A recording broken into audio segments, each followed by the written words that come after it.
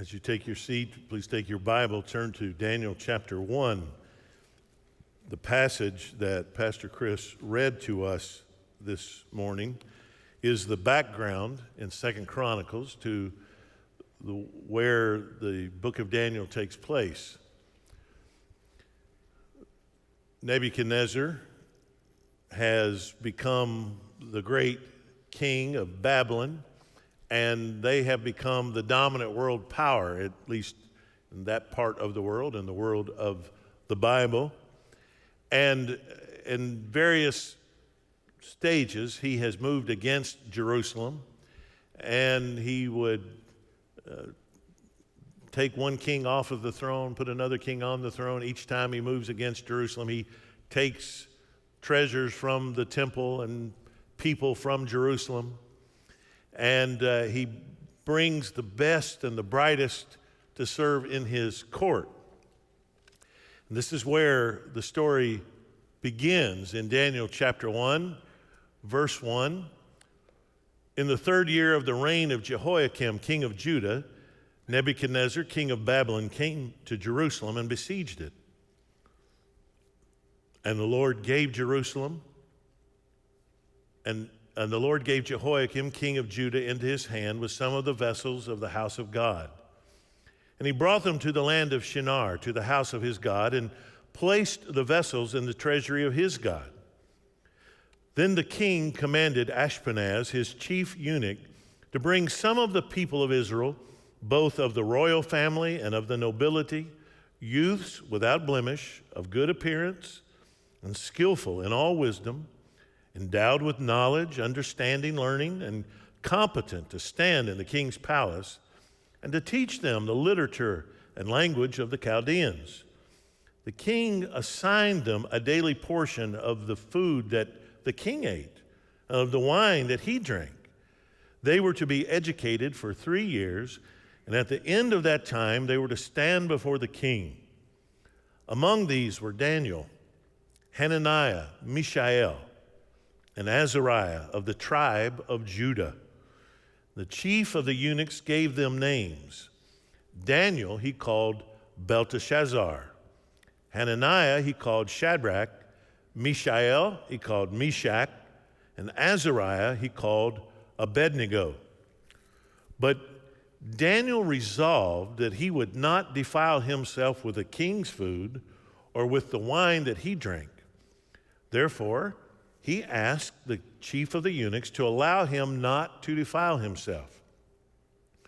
God gave Daniel favor and compassion in the sight of the chief of the eunuchs. The chief of the eunuchs said to Daniel, "I fear my lord the king, who assigned your food and your drink. For why should he see that you are in worse condition than the youths who are of your own age? So you would endanger my head with the king."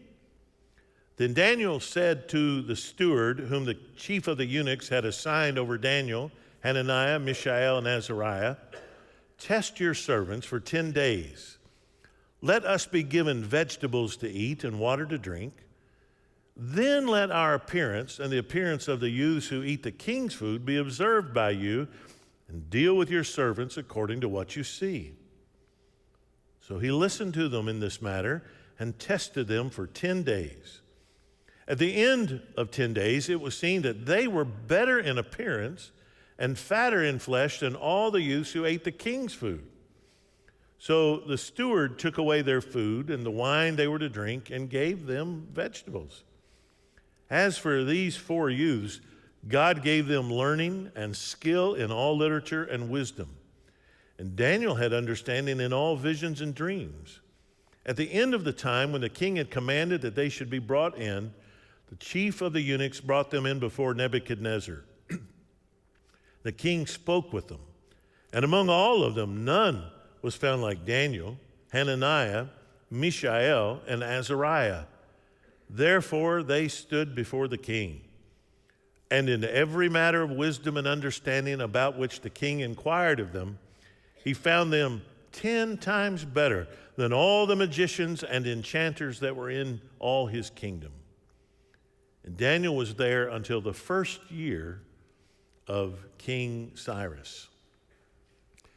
I am partial to books and movies that sort of start out one way. You think the story is about one thing, and then it's not. It's about something completely different. Alfred Hitchcock was the master of that. You know, if you watch his movie, The Man Who Knew Too Much, you know, you think it's about this family who's traveling in Morocco on vacation, and the next thing you know, it's about a political assassination plot.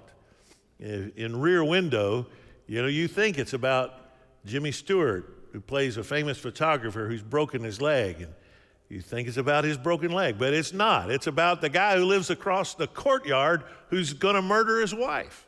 And of course, in Psycho, you know, Psycho starts with Janet Leigh embezzling. She steals money from her boss, and then she gets out of town, she takes off. And you think that's what it's going to be about. It's going to be about her stealing and getting away. And when she checks into Bates Motel, you soon find out it's not about that theft at all. It's about Norman Bates. It's about something completely different.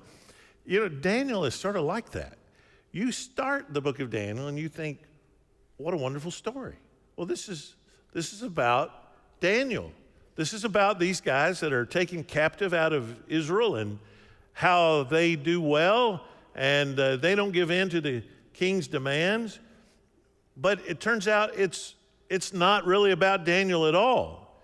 It's not about even the king of Babylon or the king of Persia. Soon you realize it's about another one who's more faithful and true than even Daniel. And it's about another king who's even greater than the king of Babylon or the king of Persia. It's like that. In fact, the book of Daniel is unique in all the books of the Bible. It's unlike any other. One thing, the book itself, the book of Daniel consists of two major genres. Usually, a book in the Bible sort of fits into a particular genre. Like, you know, the Gospels are in their own genre. They're Gospels. You have books like 1st and 2nd Samuel that are narrative texts. They're telling you the story. 1st and 2nd Kings, 1st and 2nd Chronicles, or the book of Joshua. Those are narrative texts. They're telling you the story. Then you have prophecy, prophetic books that are prophesying what's going to happen. Daniel it starts out narrative. Indeed, there's the story of Daniel and the Israelites being taken captive by the king of Babylon, Nebuchadnezzar. Chapters 1 through 6 are pretty much narrative. And you're reading those, and you know, you're thinking you sort of know what's going on. And then you get to chapter 7, and you go, wow, wait, something else entirely is happening here. This isn't a story anymore. These are dreams and visions. This is what's called apocalyptic literature. And the word apocalypse simply means an unveiling. So apocalyptic literature is usually, it means that it's highly stylized, it's told in symbols, it's visionary, a little bit strange. It's not the typical kind of literature, but it's about unveiling something, usually the future. The best known example of apocalyptic literature in the Bible, of course, is the book of Revelation. Well, Daniel has a lot in common with the book of Revelation from chapter 7 on. It's this apocalyptic literature. He's unveiling the coming of the Messiah, how it's going to happen. Not only that, when it's going to happen. He's talking about the children of Israel. The Israelites are going to be able to go back to the land, but he's talking about a gathering that's even greater than God bringing them back to Israel. He's talking about the coming of the Messiah. He's unveiling for us the way the king is going to come. Daniel's unique in another way. It's the only book in the Bible that is written in 2 languages. Now, you don't get this in your English translation. It's all in English, right? But the book of Daniel is written, the beginning and the end are in Hebrew. So we know that it's written for the Jews because this intro and the conclusion are in Hebrew, like the rest of the Old Testament. But the bulk of the book is written in Aramaic. And that was sort of the lingua franca. that tells us that it was for the nations, that when Israel is taken captive to Babylon, first Assyria, then Babylon, and then Persia, that the language that was spoken throughout that world, the language of trade, was Aramaic. And Daniel alone is written largely in Aramaic, and this is unique. The fact that you've got a book that's in the Hebrew scriptures is not primarily written in Hebrew. Not only that, it's written, it spans a lot of years. It's written under two world powers. In the 2 Chronicles passage that Pastor Chris read, and then again here, you see that not one but two world powers are mentioned. Most prominently is Babylon.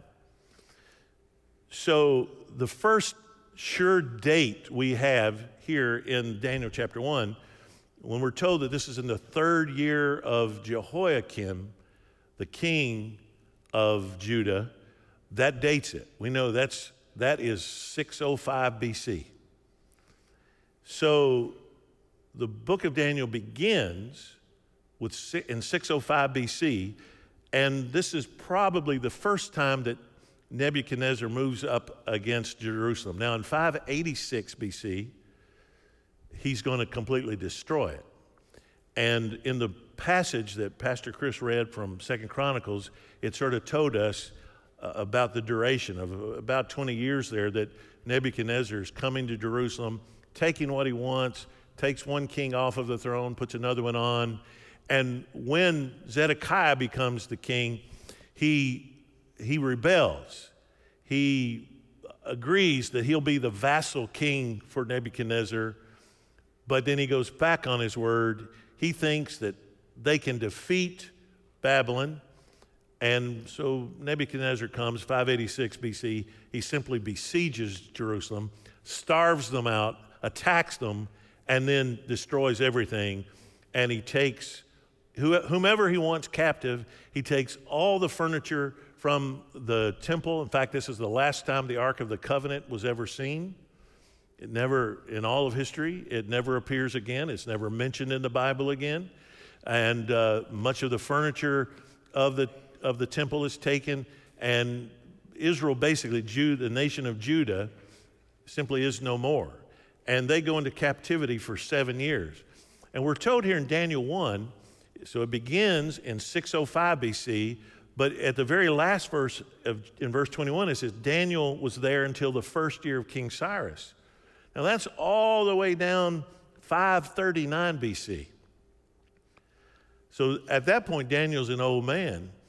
And there's another world power, Persia. Persia comes up on the scene, and they conquer Babylon.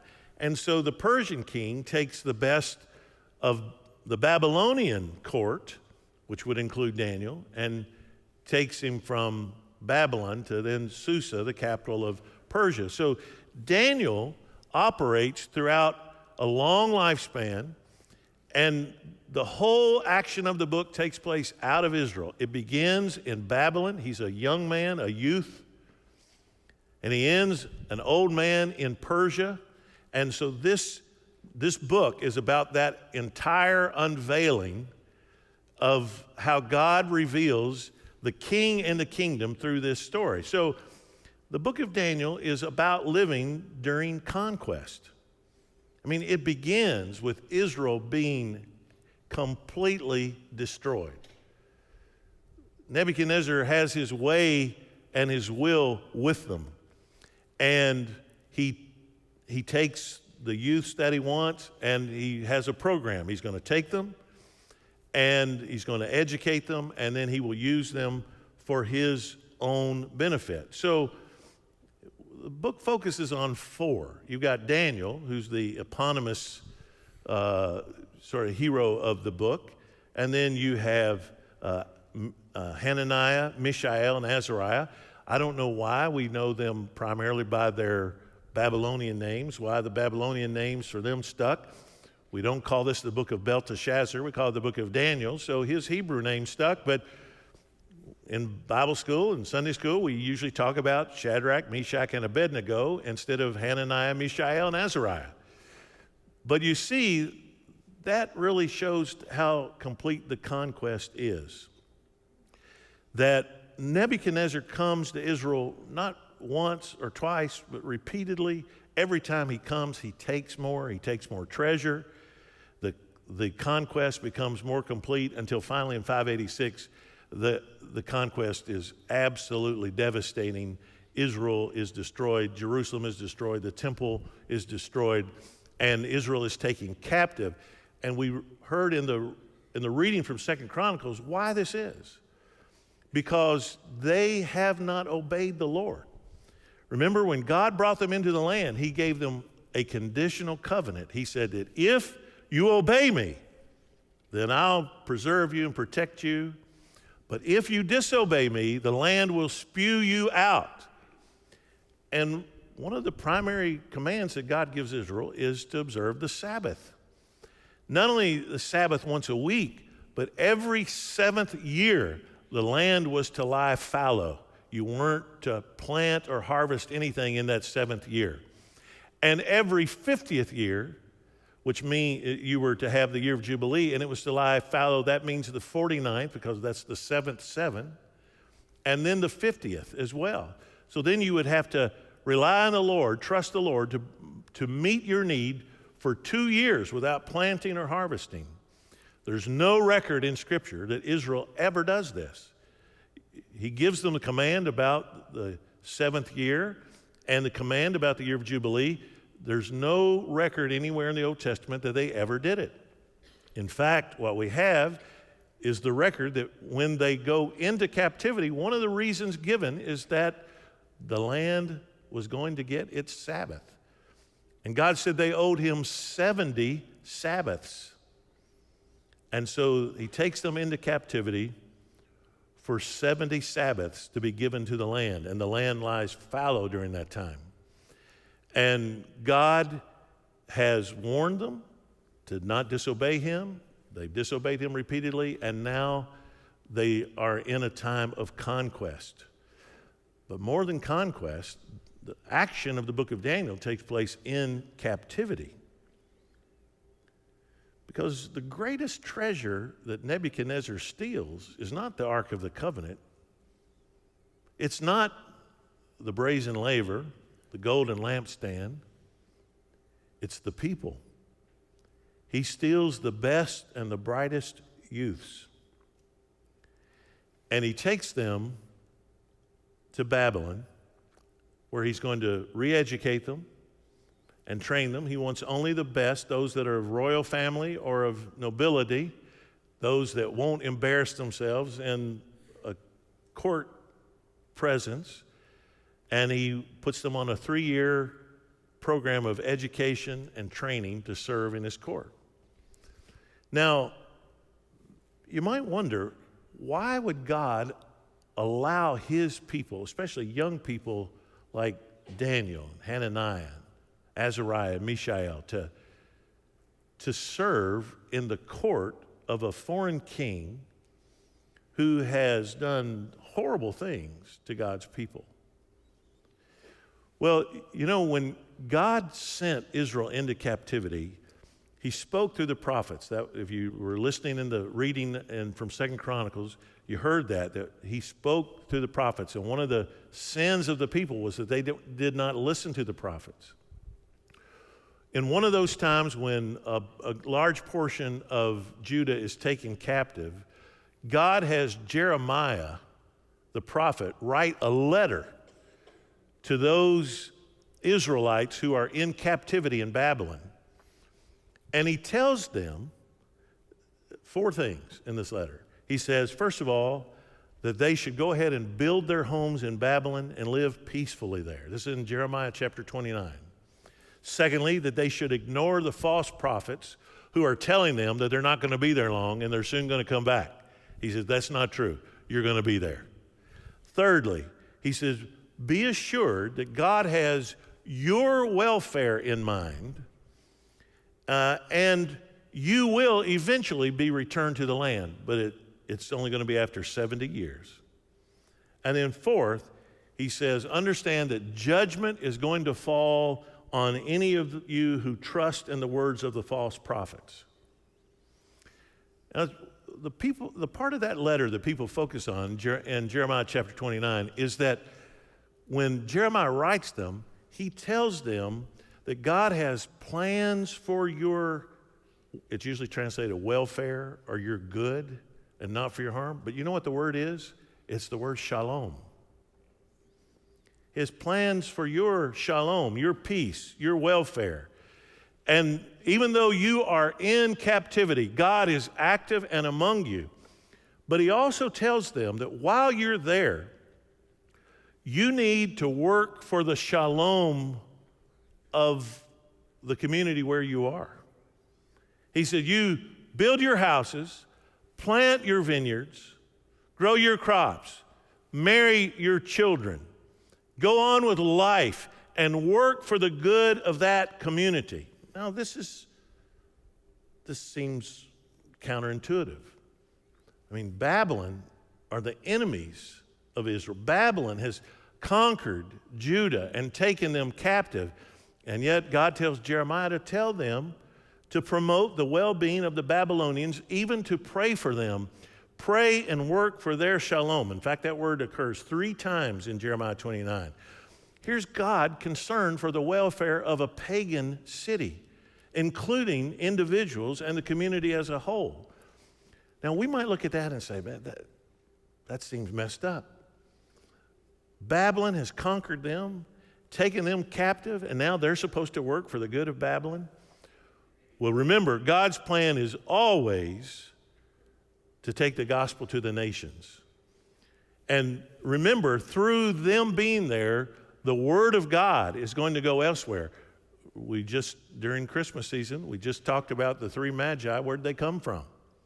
How did they have access to the Hebrew Scriptures? How were they looking for the coming of the Messiah? It was through this diaspora, through God taking his people into other lands. And he says, you go and you work for the shalom, the welfare of Babylon. And so within that context, Daniel and his 3 young colleagues, they're there, and God is telling them, you work for the good of Babylon. This is where you are, and you serve me by serving them where you are. So they are under conquest, and they're in captivity, but God does not want them to do it in conformity. And there's the difference. You can live among the Babylonians. You can work for their welfare. You can be a blessing to them. But you must still be my disciple. Now, I want you to see in this story how everything that Nebuchadnezzar and his court does to Daniel, Hananiah, Azariah, and Mishael is designed to conform them, give them a new name. They're going to feed them the stuff that we eat, the stuff that we drink. We're going to change everything about them. And man, what a temptation this is.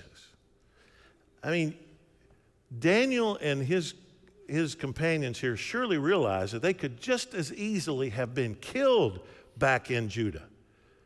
That it was a special blessing that they were allowed to live. And maybe the best way to get along is to go along. And the best way to live and to survive and to thrive is just pretend you're not Jewish, just get with the program and fit in. And yet, what this first chapter shows us is that they're willing to serve, they're willing to obey in every way that they can, but they're not willing to conform who they are. Nebuchadnezzar can change their names, but he cannot change their character. You know, it's a fascinating study in the Bible to read how much naming means in the Bible. When you have someone's name changed, remember Abram has his name changed to Abraham. Sarai is changed to Sarah. Jacob, God changes his name to Israel. Not usually noticed, but God actually changed Solomon's name to Jedediah. And in each time you see God naming someone, it's a symbol of, first of all, his authority. Adam names the animals. Why? Because God gave him dominion over the animals. When God names someone, he's showing his authority over them. But it's also a sign of intimacy. By God giving Abram and Sarai and Jacob and Solomon a new name, he's saying, you're mine. I'm intimate with you. I'm putting my name upon you. Nebuchadnezzar and his court try this. This isn't necessarily an insult, but it clearly is an effort to conform them. Let's give you a Babylonian identity. You can leave that Jewishness behind you. You don't need to continue to keep the dietary laws. You don't need to dress differently. You can fit in here. And man, Daniel and his colleagues are not going to have anything to do with it. And notice the way that the story is told. Because we're given here really a blueprint for the way followers of God respond in a world that is trying to squeeze us into its mold. First of all, followers of God resolve to remain undefiled in a hostile environment. Notice verse 8. That's the verb. Daniel resolved that he would not defile himself with the king's food or with the wine that he drank. Now, I'll be honest with you. I'm not sure what Daniel's objection to the food and the wine is. You can read a lot of different theories, maybe that it's not kosher. We're not told what this food is. I mean, were they serving them pork barbecue? I don't know. I don't know what it is, but I know that Daniel sees it as a violation of God's command to him, and he resolves not to conform to it. Whatever the objection is, we're not told. But notice, he doesn't merely resolve to not do it, he asks. You see that? Therefore, he asked the chief of the eunuchs to allow him not to defile himself. Followers of God respect human authority as far as is possible. Man, we really need to hear this today. There's no angry defiance here on Daniel's part. There's no speech in which he gets up and tells Nebuchadnezzar what he thinks of him. Notice, his conscience is going to be violated. What's his first move? It's to ask. He requests, could I please not defile my conscience by eating that food and drinking that wine? Now, what would he have done had they said, no, you can't? Well, we're not told. I think it's safe to say at that point, Daniel would say, well, then do to me what you will. We see later in the book, other things like that occur. But his first move is a respectful request. Could I please have another way so that I don't defile myself? Now, the chief eunuch who's in charge of all these young people he's got his own concerns, right? He's like, man, if I let you do this and it does not go well for you, then I'm going to have to answer to the king. Then the king's going to say, why did you let them eat something else? So he said, I've got skin in the game here. Daniel says, okay, well, test us for 10 days. Let us eat our food for 10 days and check us out. Now that means Daniel has to rely on divine sustenance, that God is going to take care of him if he follows his conscience and follows the Lord. And in verse 9, it says that God has to give him favor and compassion in the sight of the eunuch. It's God who has to operate in the heart and mind of that man because the eunuch has fears of his own. So Daniel takes a risk and relies on the Lord to sustain him. Let me be clear. Holiness is a risk for you in this world.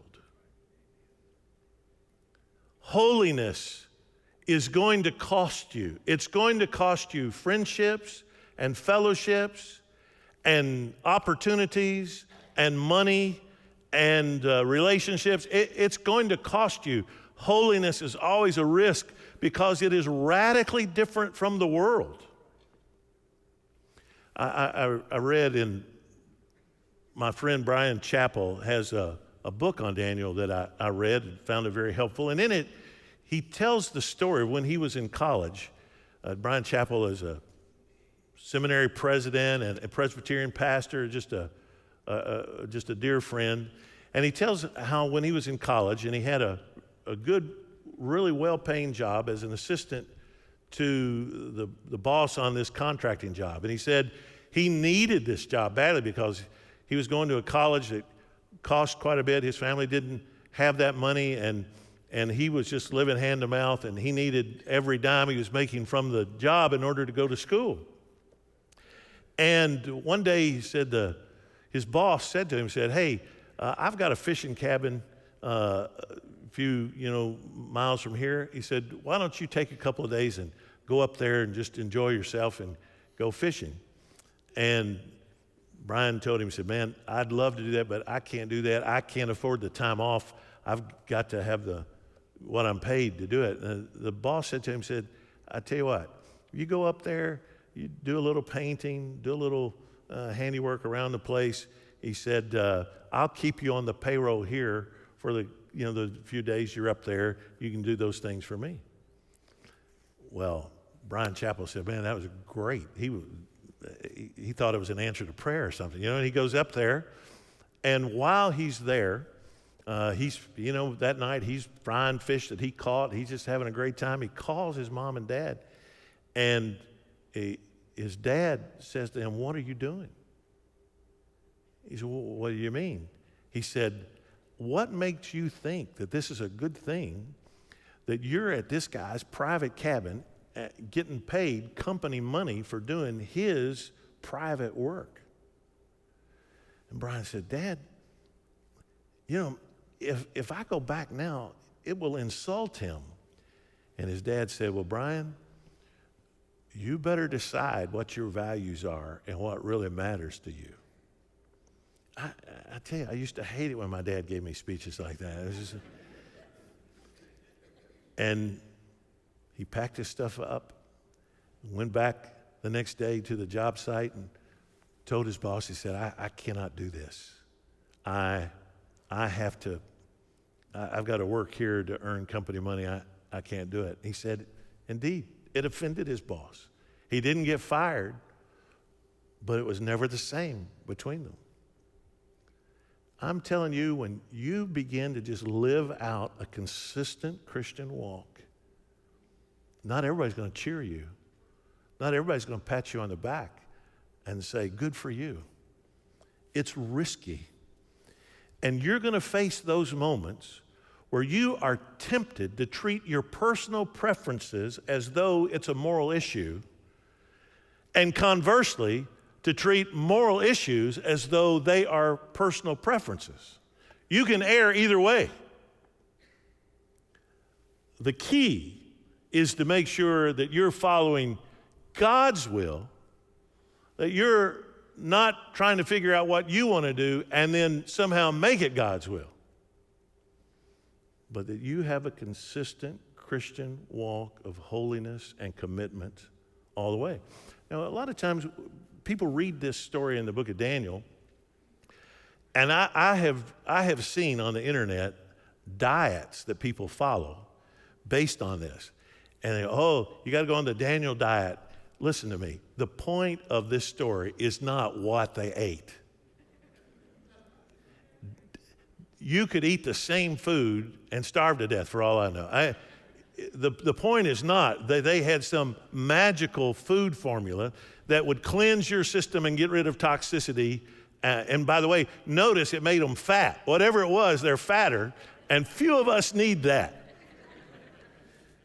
Don't get the wrong message here. The key was not Daniel's diet, but God's goodness. The Lord does not act in debt, but in grace. Do not be misled here. Other faithful people did not get the same results that Daniel got. There were other faithful people who were killed by Nebuchadnezzar and his army back in Judah. So do not read here that, boy, if I just do this stuff and I honor the Lord, it's always going to work out. My boss will always understand. I'll always get paid well. Things will go well for me. That is not the point of the story. How do I know that? Well, I know by what the writer to the Hebrews did with this. Listen to this. In Hebrews chapter 11, in that great chapter about faith, the first two characters that he mentions in Hebrews 11 are first Abel. By faith, Abel was commended by God because God received his sacrifice. Now I ask you, God commended Abel by receiving his sacrifice. What happened to Abel? He didn't just die, he got murdered. The second guy I mentioned in Hebrews 11 is Enoch. And God commended Enoch for his faith, and he did not see death. Now I ask you, which one of those guys did God love more? Which one of them did God honor more? Whose faith did God commend more? And the point that the author to the Hebrews is making is you can't say that about either one. God commended both of them. One of them faced murder, one of them faced translation, was caught up to heaven, but both of them have eternity with God. And as he goes through the whole book, you get one story after another of different people, and some of them have great consequences and some of them not so good. Listen to the end of Hebrews 11, beginning in verse 32. What more shall I say? For time would fail me to tell of Gideon, Barak, Samson, Jephthah, of David and Samuel and the prophets, who through faith conquered kingdoms, enforced justice, obtained promises, stopped the mouths of lions. Who's that talking about? Quenched the power of fire, escaped the edge of the sword, were made strong out of weakness, became mighty in war, put armies to flight. Women received back their dead by resurrection. Sounds great, doesn't it? Now listen to the rest. Some were tortured, refusing to accept release so that they might rise again to a better life. Others suffered mocking and flogging and even chains and imprisonment. They were stoned. They were sawn in two. They were killed with the sword. They went about in skins of sheep and goats, destitute, afflicted, mistreated, of whom the world was not worthy, wandering about in deserts and mountains and in dens and caves of the earth. And all of these, though commended through their faith, did not receive what was promised, since God provided something better for us, that apart from us, they should not be made perfect. What he's saying is that ultimately the promise God gave them was Jesus. And that didn't happen until the day of the writer to the Hebrews. He said they could not be made perfect apart from us. They were looking forward to what was coming in Jesus, and looking forward to Jesus was what kept them going. And whether, like Daniel, you refuse to eat the king's food, but he makes you healthier and better and accepted, or like these others who were sawn asunder and imprisoned and stoned and put to death, that's not your business. You just be faithful. See, God chooses the outcome to display his greatness, not yours. See, this is the temptation of the book of Daniel, that we read it that way, that it's, oh, if you just do this, God will always protect you and things will turn out well for you. And it's an even greater temptation to see Daniel as the hero. What a guy. Now, make no mistake, Daniel is a hero of the faith. I admire Daniel. But that's not what the book is about. Your decision to be ethical and holy cannot be based on the assumption that things will turn out well for you. Because if that's your reason, then that's still about you. You are your reason. You're using God as a tool to get what you want, if that's what's behind your obedience. Don't forget that the story of Daniel is, in fact, an outlier on many levels. Well, there's a lot more youths from Israel who didn't get what Daniel got. Others are killed, enslaved, slaughtered. But the thing about true followers of God is that they remain faithful to the right king.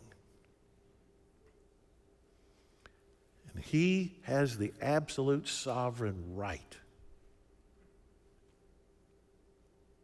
of sending you to Babylon, or letting you stay where you are, or giving you favor in the eyes of the king, or allowing you to die so that he might spend eternity with you. I fear that we are often concerned far more about other earthly kings, opinions, Instagram, TikTok, Twitter, YouTube. You know what? If I can be faithful to God and at the same time take a great selfie of myself doing it and post that, and have people pat me on the back for it, oh, great. Again, I'm just saying, we have to constantly watch our motives. Is it about me? Is it about what God does for me? Maybe your king is a political party, or a salary, or popularity, or pleasure. The thing that you and I are going to learn as we go through this book together is that though this book has 4 main Hebrew characters, and several kings and nobles, the book of Daniel has only one hero. And that's Jesus. Because we don't read the book of Daniel as though it somehow stands alone, separate from the rest of Scripture.